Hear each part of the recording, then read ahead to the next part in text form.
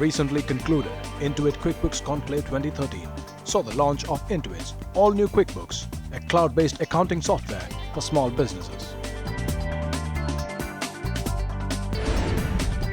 While the evening put the spotlight on the much-debated issue of cloud adoption, particularly in small businesses, Bloomberg TV India's Ashwin Raghunath also found time for an engrossing session with Wernikoff and Nikhil Arora to understand the complexities involved in designing solutions for small businesses. Wernikoff, Nikhil Arora, gentlemen, it's fantastic catching up with you here at the Intuit QuickBook Conclave 2013. Through the evening, we've been hearing about how QuickBooks is a fantastic product for small businesses, and it's been occurring in my mind, how can a company as big as Intuit align themselves with the mindset of a small or a medium business? How do you manage to be so nimble and agile, yet deliver a product that is aimed for a company that is probably 100th your size? Dan? Yeah, it's interesting. The story behind Intuit even being formed is Scott Cook watching his wife Signe pay the bills at the kitchen table. And he watched her getting frustrated with how difficult it was to keep the checkbook balanced. And he got a very small team together, and they started to think about how they could solve that with a PC. And they came up with the original product at Intuit, which is Quicken. And the mindset has stayed the same. As the company's gotten bigger and bigger with more than 8,000 employees, the thought is, the bigger they are, the harder they fall. And so why not keep getting the company into smaller and smaller teams, despite the fact that it's 8,000 employees? Never allow a team to get too big that's working on a problem, because then you find it turns into design by committee, or it turns into consensus-driven product development. And so we have these very small, nimble teams that almost act like startups within a large company, and design our product in a way that's fast, it's iterative, agile, working directly with customers, staying as close to possible with customers, and never losing sight of the fact that we really should strive ourselves to behave like small businesses. They're the entrepreneurs, they're the people who empower the whole economy, and they work so hard to be fast, aggressive. They have to be incredibly resourceful. And so we try to emulate the exact same thing as our customer base. I like the words power the economy, because here in Bloomberg Television India, over the past couple of years, we've consistently believed that India is a country that is running on small and medium enterprises. These are the companies that are likely to power your next decade of growth. How is it working with companies out here? What are the learnings that you're picking up out here? Your view on the Indian markets, Nikhil? As you know, India is a big growing market, and 26 million small businesses and growing at 8 to 10%. Our vision in India is really to serve 1 in 4 small businesses over the next decade. And when we came into India, we did realize that the market is huge, but we needed to go and discover what the problems small businesses were facing. And what differentiates from other companies is what Dan was referring to, Follow Me Homes, which was what Scott instituted in the company, where we actually go in the environment of a small business and learn, what's the problem they are facing, how are they operating their workflow. And so by learning, being in the environment, we then take that feedback and then come to a product which is more localized. So we look at the global product, but localized to India based on those learnings. So to date, we've done over 1,000 Follow Me Homes, and we have learned essentially that an Indian small business is time poor and capital constrained. And those are the 2 problems we're trying to solve through our product, giving them time back and giving them the ability to manage the finances better. I'd like to draw a quick comparison between small and medium enterprises and small businesses in the United States and here in India. You just told me that it's a question of time and resources. Are those problems something that are common to businesses in the United States? They're the exact same. And it's funny, Nikhil and I, we were talking about Follow Me Homes. We did a Follow Me Home today. And you visit a business and you realize just how much is common. I mean, there's different solutions. So the business we visited today was an e-commerce business. And so they need a lot of different types of software to work together, a shopping cart, a shipping solution, and an accounting application. It's no different than an e-commerce solution in the United States, other than there's different providers of all of that different software. But the big problem that this business owner had is I could spend a lot of time just managing all the different orders and doing data entry and duplicative data entry across all these systems, or I can try and grow my business. and I'd much rather spend my time growing my business than doing the drudgery in the back office. And so it's just such a common theme that we see everywhere we go. And about 80% of what they do is identical, and then 20% of it is local. It's very different. I'd like to dwell a little more on the competitive landscape, but before that, something else caught my attention, which is when it comes to small and medium businesses and them adopting solutions which you're providing to them, how keen are they to adopt these solutions? What's been the absorption rate? What are the challenges that you find with these small companies who are resisting change? What are the excuses that they're giving you? It's interesting. I find small businesses to be incredibly flexible. They're often the first ones to try really innovative solutions. So the younger companies, the ones that are just forming now, that have almost no pattern that they need to break, they're completely open to thinking about things like the cloud and how software can help them manage their business more effectively. Businesses that are more established, even if they're small, oftentimes have gone into a pattern of being comfortable with whatever they're using, not really knowing that there's necessarily a better way. Sometimes it's harder to convince them to try something new because they don't really know that they have a problem. But the new ones that are being formed at this moment, they think about their business completely different, which is probably giving them an advantage in the future because they're starting with modern tools. They're thinking about how they can save money, how they can spend their time more effectively and grow their business. Nikhil? Yeah, from an India perspective, I think as Dan was referring to the Follow Me Homes, what we are finding is that there's a lack of awareness of the benefits. So we did a study with the Ministry of MSME some time back where we're looking at the barriers to technology adoption, specifically to cloud, and we found 3 top barriers. The first one was cost, second one was lack of skilled labor, and third one was lack of awareness and ROI. And what we found was that if we are able to connect with the small business and help them understand the benefits, and benefits being it's affordable, you can get started with very limited cost, it's scalable because as you grow your business you can scale the solution with you, and it's collaborative because cloud lets you collaborate with your accountant, with other employees and so on. So we've seen that inflection point where once they see the benefit and see the affordability, that it's very limited investment and gives them time and that money management tool, they're very proactively adopting the solution. So it's about just getting to them in that moment, helping them understand the benefits, and then I think the solution really gives them the... Well, and the thing I'd add is that the small businesses as consumers are using, smartphones. They have, they're doing internet banking. They're doing all these things as consumers. And now what we're seeing is they're getting so comfortable with the technology that they want to apply the exact same technology in their business practice.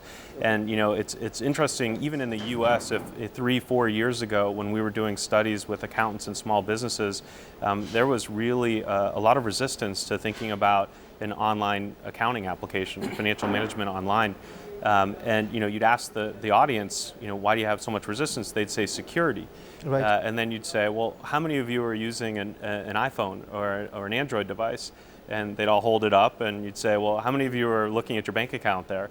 And they'd say, well, of course I am. I want to check my balance when I'm on the go. And you'd say, well, your data's already in the cloud. And it took a couple years after that before I think the consumer behavior just got completely applied to small business, and it's also interesting to see consumer behavior applied to the enterprise, which is exactly what we see now. People use consumer applications and then they take them into their enterprise environment as well, which is a lot of the ways that Apple's been successful over the last couple of years in the US is bringing it into the corporate environment.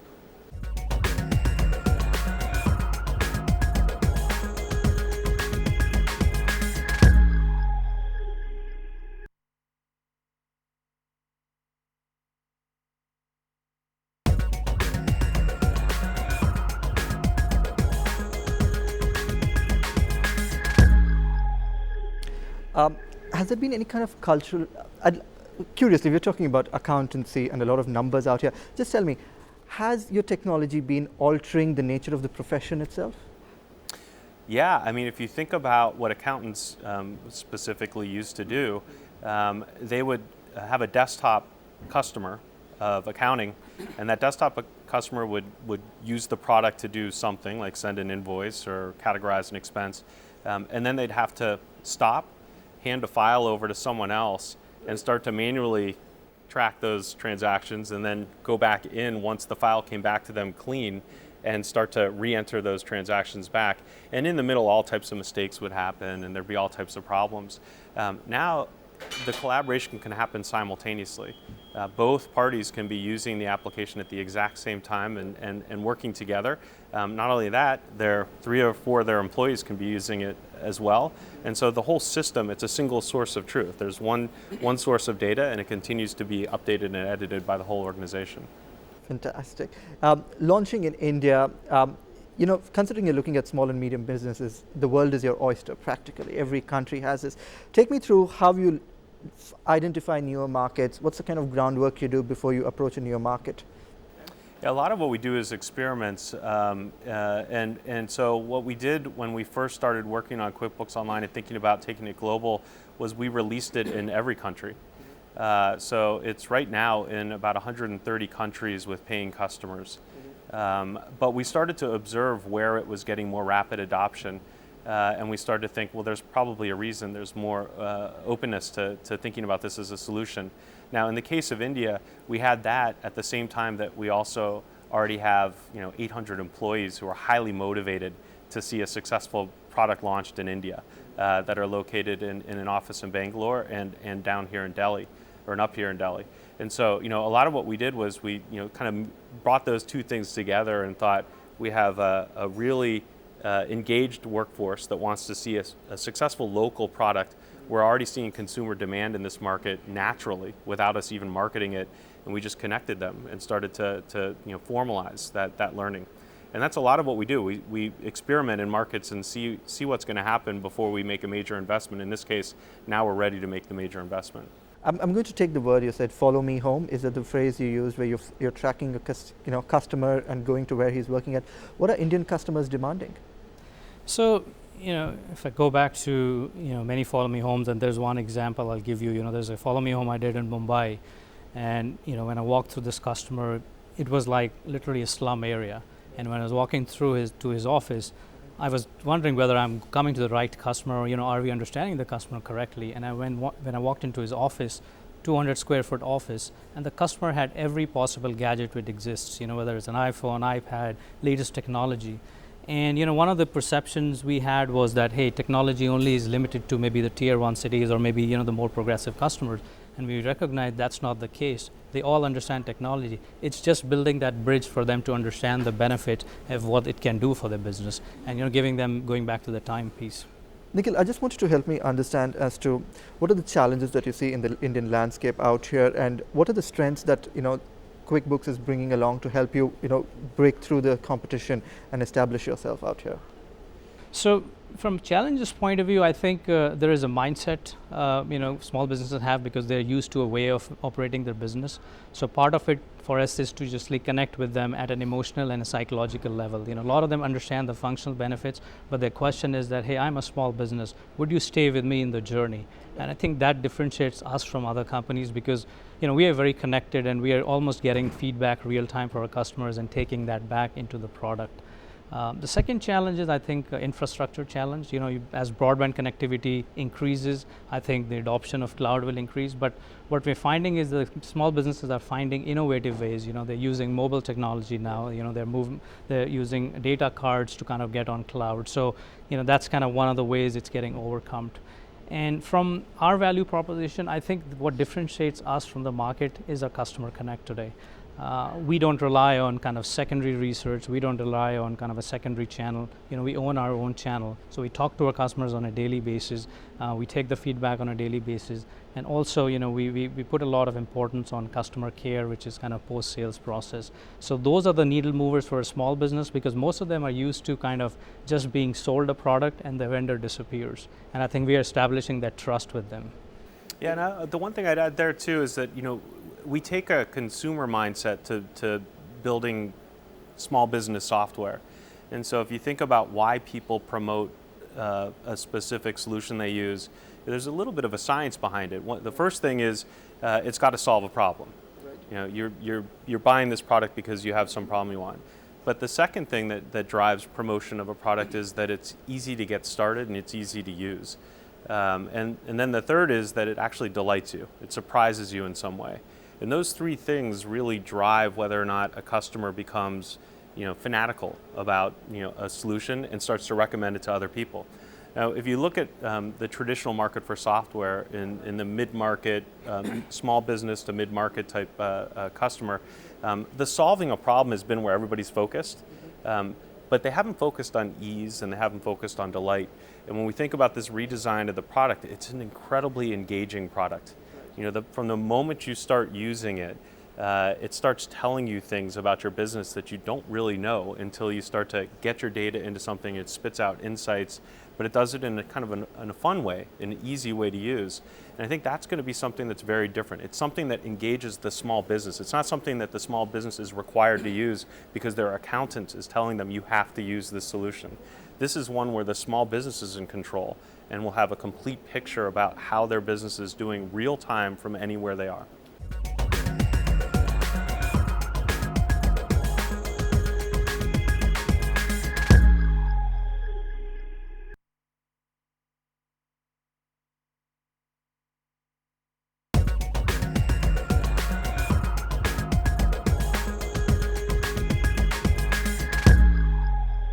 I like the word fanatical delight that you spoke about, and I'm going to connect it to mobility. I mean, you had cloud about 2009, 2010, cloud was becoming big. You never expected mobile phones to come into the playground and change alter the game completely.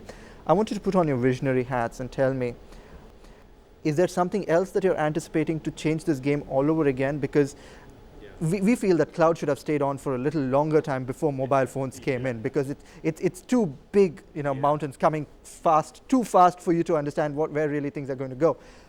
Is there something around the corner that we still haven't seen? Yeah, well, I think the cloud, it really enables access to the same source of data, whether you're on a web browser or a mobile solution, whether that's a mobile browser or a native solution, and more it's turning into native solutions.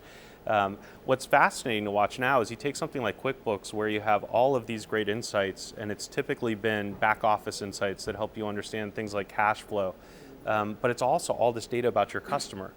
And so now you think to yourself, if I'm in the field and I have a smartphone or if I have a tablet and I have all this data about my customer, what else can I do? I can do things well beyond accounting. I have a CRM solution. I have every transaction that the customers have ever had with me. I have notes about them. I have pictures. I have all types of multimedia about them. I have notes from other employees who have engaged with them. It's a terminal that I can make electronic payments on. It's everything you'd ever need to service a customer in the field and do it in a way that's integrated back into your back office as well.